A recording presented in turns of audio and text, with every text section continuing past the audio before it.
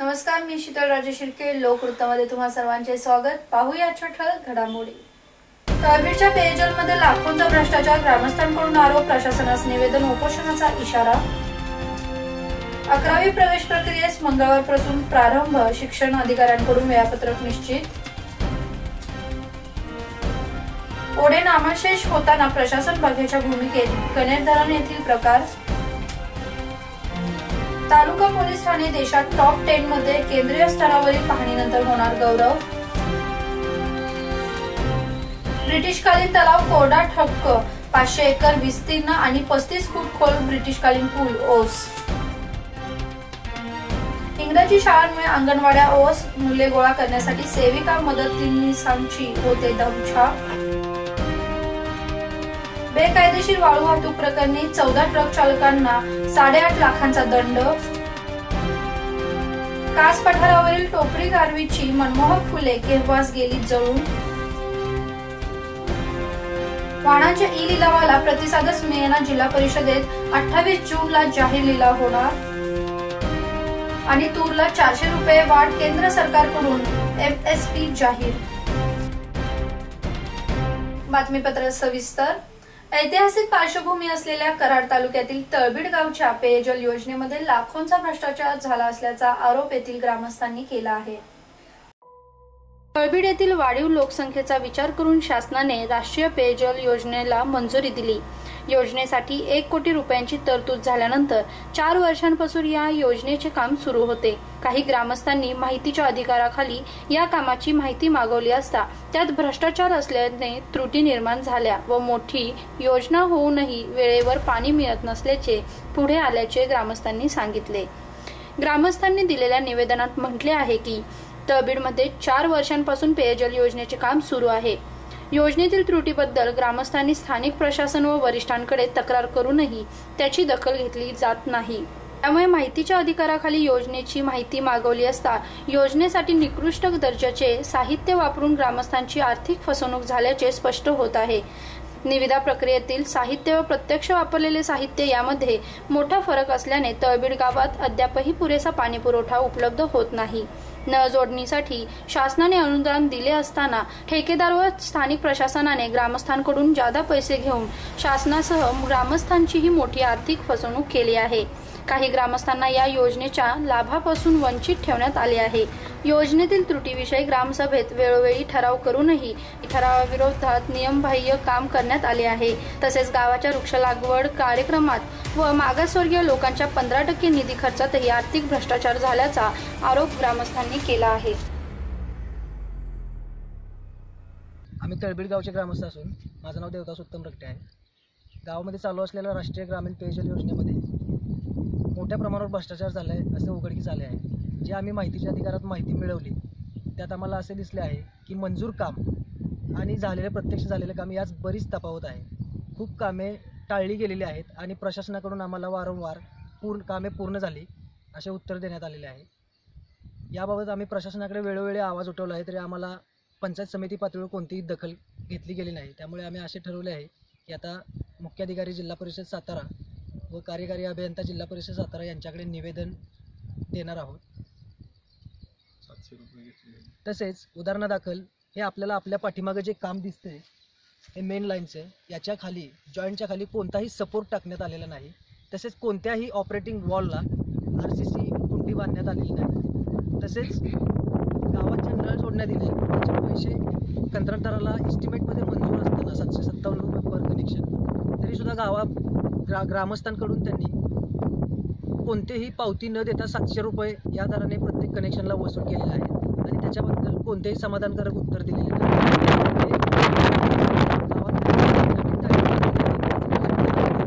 आणि त्या 10 लाखात त्या टाकीला जे गेट मंजूर आहे 1 लाखाचं,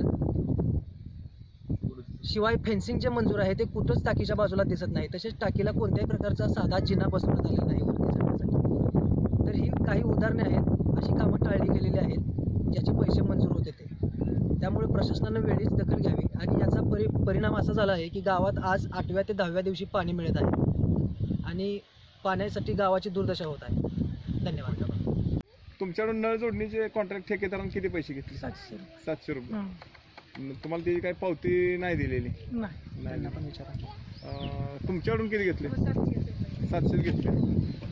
आणि त्याची काही पावती नाही? तुमच्याकडून किती? आमच्याकडून पण 700 रुपये घेतले, पण पावती काही दिलेली नाही त्याची. नमस्कार, मी राजेंद्र मोहिते, तळबीड गावचा ग्रामस्थ असून गावात जे पेयजल योजनेचं काम गेले 4 वर्षे चाललंय, तर त्याची मंजुरी ती कामाची सुरुवात 2013 सुरू झालं आणि आज अखेर ते पूर्ण नाही. काम जर बघितलं तर एकदम निकृष्ट दर्जाचं काम आहे. आम्ही ज्या माहितीच्या अधिकाराखाली माहिती घेतली तर सध्या झालेलं काम आणि इस्टिमेटमध्ये असलेलं काम यात फार मोठी तफावत आहे. त्यामुळं काम एकदम निकृष्ट दर्जा झाल्यामुळं गावाला पाणी पुरवठा व्यवस्थित होत नाही. ग्रामस्थांनी बऱ्याच वेळा संबंधित अधिकाऱ्यांच्या तक्रारी दिल्या पण त्याची दखल घेतली नाही. तर आता आम्ही सीओ साहेबांना भेटून याबाबतची तक्रार आम्ही ग्रामस्थ करणार आहे. ग्रामसभेत संबंधित ठेकेदारावर कायदेशीर गुन्हा दाखल व्हावा असं एकमताने मंजुरी झालेली आहे. तर आम्ही सर्व ग्रामस्थ सीओ साहेबांना भेटून त्याबाबतचं निकृष्ट दर्जा झालेल्या कामाबाबतचं आम्ही निवेदन देणार आहोत. आणि जर त्यांनी संबंधित ठेकेदारावर योग्य कारवाई जर नाही केली तर आम्ही आमरण उपोषणाचा ठराव घेतलेला आहे आणि आमरण उपोषण करणार आहे. एवढं सांगतो. धन्यवाद. जिल्ह्यातील कनिष्ठ महाविद्यालयांमध्ये येत्या मंगळवारपासून 11वीच्या प्रवेश प्रक्रियेस प्रारंभ होणार आहे. याबाबत शिक्षणाधिकाऱ्यांनी वेळापत्रक निश्चित केले आहे. यामध्ये 27 ते 30 जून कालावधीत 11वी प्रवेशासाठी अर्ज घेण्याची व देण्याची प्रक्रिया महाविद्यालयामध्ये होईल. त्यानंतर 1 ते 4 जुलै कालावधीत अर्जांची छाननी व गुणवत्ता यादी तयार करणे. 5 जुलैला दुपारी 3 वाजता प्रवेशासाठीची पहिली गुणवत्ता यादी जाहीर केली जाईल. गुणवत्ता यादीतील विद्यार्थ्यांना 6 ते 10 जुलैपर्यंत प्रत्यक्ष प्रवेश दिला जाईल. 11 व 12 जुलैला प्रतीक्षा यादीतील विद्यार्थ्यांना प्रवेश. 13 व 14 जुलैला दुपारी गुणवत्ता यादी जाहीर केली जाईल. 15 ते 17 जुलै रिक्त जागांवर एटीकेटीच्या विद्यार्थ्यांना प्रवेश देण्याची कार्यवाही केली जाईल. 18 जुलैला जिल्ह्यातील कनिष्ठ विद्यालयांमध्ये 11वीचे शैक्षणिक वर्षास प्रारंभ होईल. कनेर धरणाच्या संरक्षक भिंतीलगत हॉटेल साई सागर बांधण्यात आले असून ओढ्याचा प्रवाह या कामी बदलण्यात आला आहे. हे बांधकाम ओढ्यावरच उभारले जात असून कारवाई न करता प्रशासन हतबल असल्याचे वास्तव पाहण्यास मिळत आहे.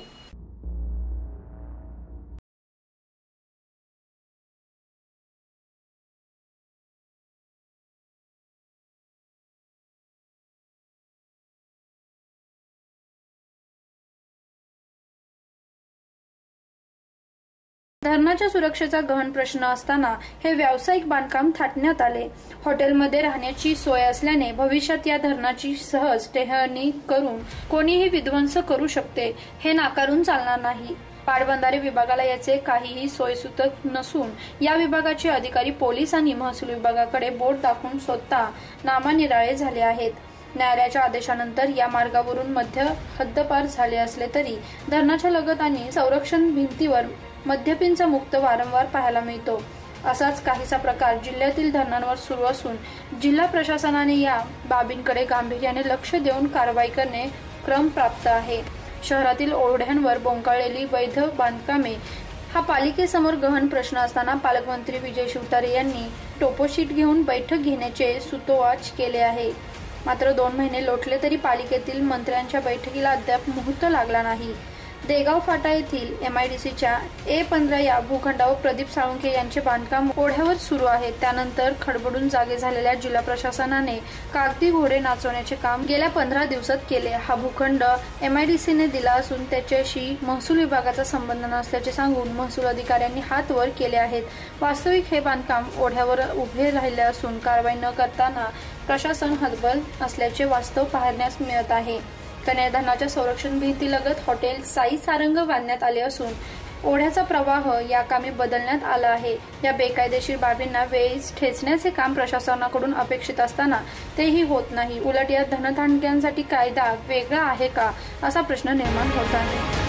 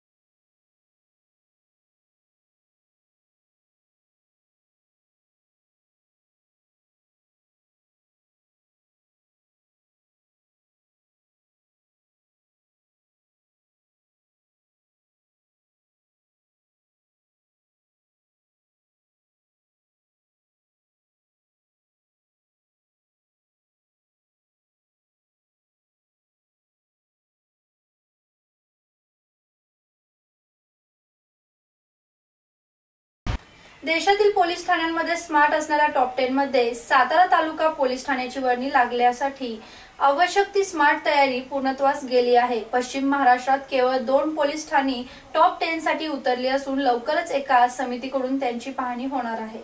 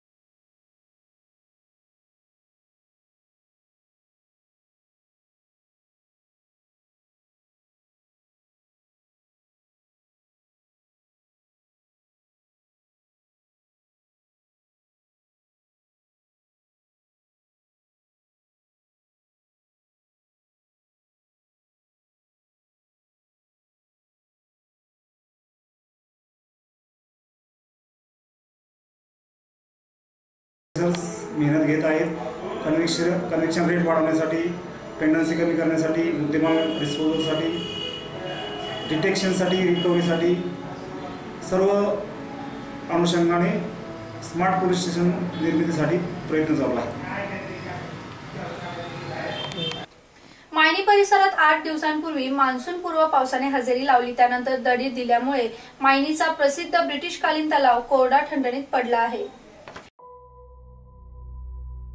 याबाबत अधिक माहिती अशी की सुमारे 500 एकर क्षेत्रात विस्तीर्ण असलेला 35 फूट खोलचा हा तलाव गेल्या 2 वर्षांपासून कोरडा ठणठणीत पडला आहे. मान्सूनपूर्व पावसाने दिलेल्या हजेरीमुळे परिसरात गवत उगवल्याने परिसरात हिरवळ दिसत आहे. अद्यापही मान्सून न बरसल्याने मायनीकर व ब्रिटिशकालीन तलाव चातकाप्रमाणे पावसाची प्रतीक्षा करत आहे. इंग्रजी माध्यमामुळे मराठी अंगणवाड्या ओस पडत आहेत. मुलांना आकर्षित करण्यासाठी सेविका पदरमोड करून खेळण्यांचे साहित्य उपलब्ध करण्यासाठी व्यस्त असल्याचे चित्र दिसत आहे.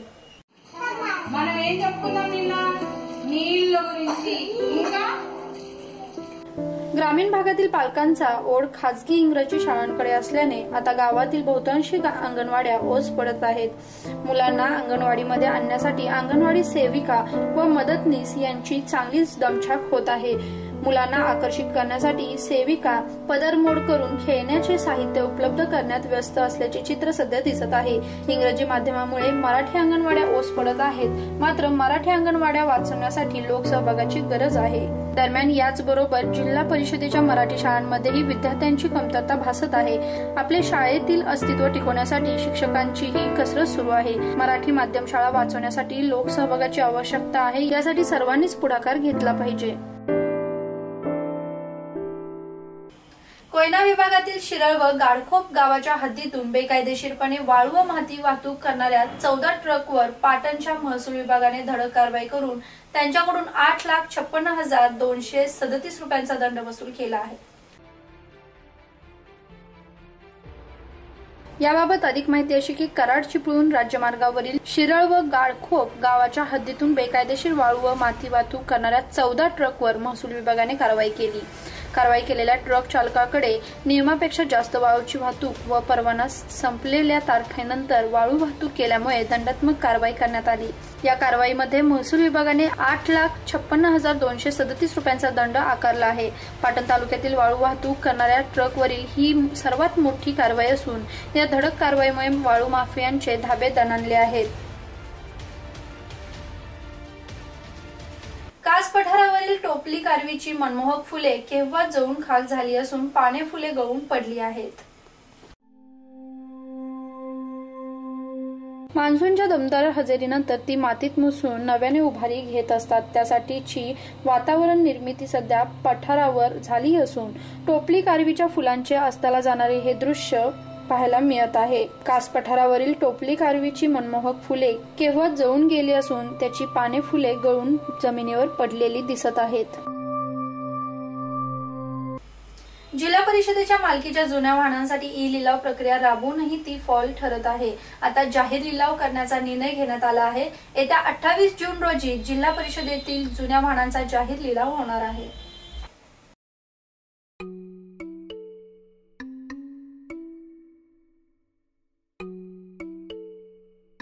गेल्या 20 ते 25 वर्षांपासूनची वाहने व इतर साहित्य जिल्हा परिषदेचे यांत्रिकी विभाग तसेच कोरेगाव रस्त्यावरील गोडाऊनमध्ये पडून आहे. मुख्य कार्यकारी अधिकारी डॉक्टर राजेश देशमुख यांनी याबाबत गांभीर्याने घेत यंत्रणेला जागृत केले आहे. 28 जून रोजी अँबॅसिडर, जीप, बोलेरो अशी एकूण 19 वाहने लिलावात काढण्यात येणार आहेत. मुख्य कार्यकारी अधिकारी अध्यक्ष असणाऱ्या समितीच्या देखरेखीखाली ही प्रक्रिया पार पडणार आहे. दरम्यान यापूर्वी 24 वाहनांचे लिलाव ई प्रक्रियेच्या माध्यमातून काढण्यात आले होते, पण त्याला प्रतिसादच मिळाला नसल्याचे पुढे आले आहे. वाहनांची किंमत 3 लाखांच्या वर गेल्यास लिलाव प्रक्रियेस ई निविदेच्या माध्यमातून राबवण्याचे शासनाचे निर्देश आहे. मात्र यात सहभागी असणाऱ्यांकडे वाहन विक्रीचा परवाना असणे आवश्यक असते. त्याच प्रक्रियेत सहभाग घेण्यासाठी संबंधितांची डिजिटल सिग्नेचर सुद्धा आवश्यक आहे. मात्र जुन्या वाहनांच्या लिलावात सहभागी घेणारे व्यावसायिक मुख्यतः भंगार विक्रेतेच जास्त असतात. त्यामुळे या प्रक्रियेलाच खो बसला आहे.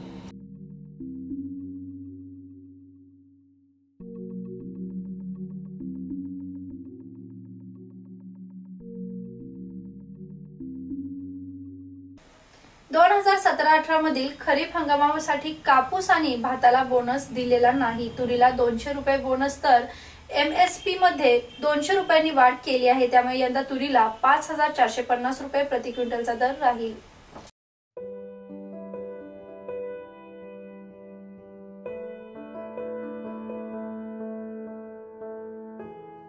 अनेक दिवसांपासून शेतकऱ्यांना प्रतीक्षा असलेल्या किमान आधारभूत किंमत MSP केंद्र कृषी मंत्रालयाच्या संकेतस्थळावर अखेर जाहीर करण्यात आले आहेत. 2017-18 मधील खरीप हंगामामध्ये कापूस आणि भाताला बोनस दिलेला नाही, परंतु तुरीला 200 रुपये बोनस तर MSP मध्ये 200 रुपयांनी वाढ केली आहे. त्यामुळे यंदा तुरीला 5,450 रुपये क्विंटलचा दर राहील. पुन्हा एकदा पाहूया आजच्या ठळक घडामोडी. तळबीडच्या पेयजलमध्ये लाखोंचा भ्रष्टाचार, ग्रामस्थांकडून आरोप, प्रशासनास निवेदन, उपोषणाचा इशारा. 11वी प्रवेश प्रक्रियेस मंगळवारपासून प्रारंभ, शिक्षण अधिकाऱ्यांकडून वेळापत्रक निश्चित. ओढे नामशेष होताना प्रशासन बघ्याच्या भूमिकेत, कणेर धरण येथील प्रकार. तालुका पोलीस ठाणे देशात टॉप 10 मध्ये, केंद्रीय स्तरावरील पाहणीनंतर होणार गौरव. ब्रिटिशकालीन तलाव कोरडा ठप्प, 500 एकर विस्तीर्ण आणि 35 फूट खोल ब्रिटिशकालीन पूल ओस. इंग्रजी शाळांमुळे अंगणवाड्या ओस, मुले गोळा करण्यासाठी सेविका मदतनीसांची होते दमछाक. बेकायदेशीर वाळू वाहतूक प्रकरणी 14 ट्रक चालकांना 8.5 लाखांचा दंड. कास पठारावरील टोपरी गारवीची मनमोहक फुले केव्हाच गेली जळून. वाहनांच्या ई लिलावाला प्रतिसादच मिळेना, जिल्हा परिषदेत 28 जूनला जाहीर लिलाव होणार. आणि तूरला 400 रुपये वाढ, केंद्र सरकारकडून MSP जाहीर. हे होते आजचे लोकवृत्त. उद्या पुन्हा भेटूया पुढील बातमीपत्रासह. तोपर्यंत नमस्कार.